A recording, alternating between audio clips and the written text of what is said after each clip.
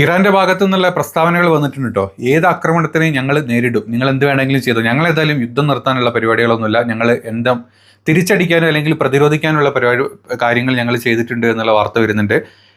നമ്മൾ കഴിഞ്ഞ ന്യൂസിൽ പറഞ്ഞു, കുവൈറ്റിൽ ബോംബ് വീണു, ബഹ്റൈനിൽ വീണു, ഖത്തറിൽ വീണു, ഏറ്റവും ലേറ്റസ്റ്റ് ആയിട്ട് സൗദിയിലും ഇപ്പം ബോംബ് വീണിട്ടുണ്ട്, അതായത് മിസൈൽ വീണിട്ടുണ്ട്. റിയാദ് പ്രവിശ്യയിലെ ഭാഗത്തു നിന്നാണ് ഇത് വീണിട്ടുള്ളത് എന്നുള്ള റിപ്പോർട്ടുകളാണ് അൽ ജസീറ പോലത്തെ ചാനലുകൾ പുറത്തോട്ട് വിടുന്നുണ്ട്.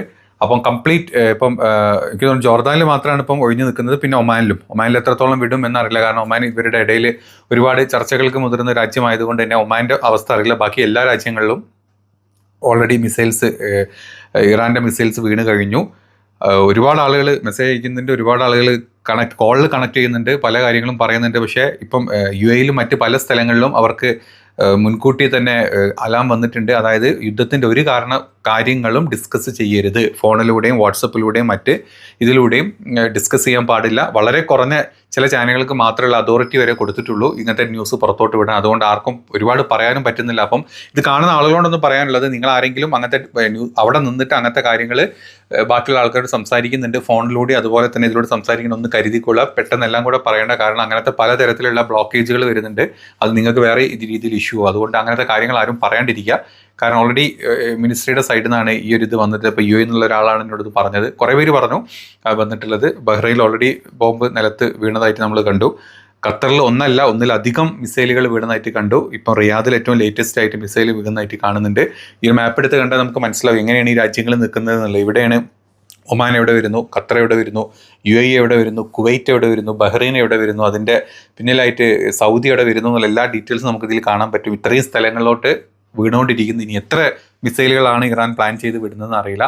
ഒരു തരത്തിലും ഇപ്പം അമേരിക്ക അല്ലെങ്കിൽ ഇസ്രായേലോ പിന്നോട്ട് നിൽക്കുന്നില്ല. ഇവർക്ക് രണ്ടുപേർക്ക് അവരുടെ താല്പര്യങ്ങൾ മാത്രമേ ഉള്ളൂ. എത്ര രാജ്യങ്ങൾ ഇവിടെ ഇടയിൽ ഇല്ലാണ്ടായി കഴിഞ്ഞാൽ അവർക്ക് കുഴപ്പമില്ല. അത് ഇത്രയും കാലം അത് മനസ്സിലാവാണ്ട് ഇവർക്ക് വേണ്ടിയിട്ട് വിടുവാ വണിത്തരം ചെയ്തിട്ടുള്ള എല്ലാ സകല ഗൾഫ് കൺട്രീസിലെ ഷെയ്ഖുമാരും വിവരം അറിഞ്ഞു തുടങ്ങിയിട്ടുണ്ട്, പണി കിട്ടി തുടങ്ങിയിട്ടുണ്ട്. ഇറാൻ ഒരുപാട് അങ്ങ് അണ്ടർ എസ്റ്റിമേറ്റ് ചെയ്തു.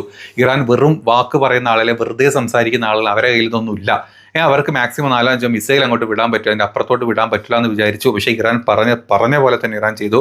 ഒരൊറ്റ ആക്രമണം ഇസ്രായേലിൻ്റെ സൈഡിൽ നിന്ന് അമേരിക്കയുടെ സൈഡിൽ നിന്ന് ഞങ്ങൾക്ക് ഉണ്ടായിക്കഴിഞ്ഞാൽ ഇവരുടെ ഭാഗമായിട്ട് നിൽക്കുന്ന, ഇവർക്ക് വേണ്ടിയിട്ട് പണിയെടുക്കുന്ന ഏതൊക്കെ രാജ്യങ്ങളുണ്ടോ ആ സ്ഥലങ്ങളിലോട്ടൊക്കെ അവരുടെ ബേസുകളിലോട്ട് ഞങ്ങൾ ബോംബ് എറിയും അല്ലെങ്കിൽ മിസൈൽ എറിയും ഇറാൻ പറഞ്ഞിട്ടുണ്ട്. ഇറാൻ അതുപോലെ കാണിക്കുകയും ചെയ്തു. വിത്തിൻ 20 മിനിറ്റ്സ് അല്ലെങ്കിൽ അരമണിക്കൂറിലാണ് ഇറാൻ്റെ ഈ ആക്രമണങ്ങൾ മൊത്തം. നിങ്ങൾ ആലോചിക്കണം, ഒരൊറ്റ രാജ്യം നടുവിൽ നിന്ന് ചുറ്റുപാടുള്ള രാജ്യങ്ങളോട് യുദ്ധം ചെയ്യേണ്ടി വരുന്ന അവസ്ഥ എന്ന് പറഞ്ഞാൽ അത്ര ചെറിയ കാര്യമൊന്നുമില്ല.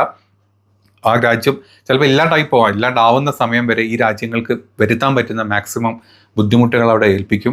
പിന്നെ ഈ സ്ഥലങ്ങൾ ഈ ഗൾഫ് കൺട്രീസിലുള്ള പല പ്രോഗ്രാമുകളും പല ഇവൻറ്റുകളെല്ലാം ഇന്നിപ്പോൾ കുറച്ച് സമയത്തോട് മാറ്റി വെച്ചിട്ടുണ്ട്. ഒരു അനിശ്ചിത കാലത്തോട്ട് മാറ്റി വെച്ചതായിട്ടുള്ള റിപ്പോർട്ടുകൾ വരുന്നുണ്ട്.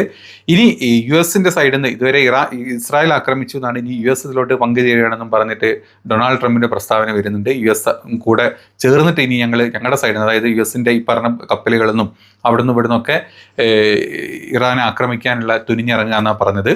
ഇറാനും ഒട്ടും വിട്ടുകൊടുക്കുന്നില്ല. ഇറാനും പറഞ്ഞത് നിങ്ങൾ എന്ത് വേണം ചെയ്തോ, ഞങ്ങൾ റെഡിയാണ്, നിങ്ങൾ എന്ത് ചെയ്താലും ഞങ്ങൾ അതിനെ പ്രതിരോധിച്ചോളാം അല്ലെങ്കിൽ തിരിച്ച് ഞങ്ങൾ ആക്രമിച്ചോളാം എന്നാണ് പറയുന്നത്. അപ്പം ഇവിടെയുള്ള ആളുകൾ മാക്സിമം നിങ്ങൾ സേഫ് ആവാൻ നോക്കുക. എവിടെയാണോ എന്താണോ അറിയില്ല.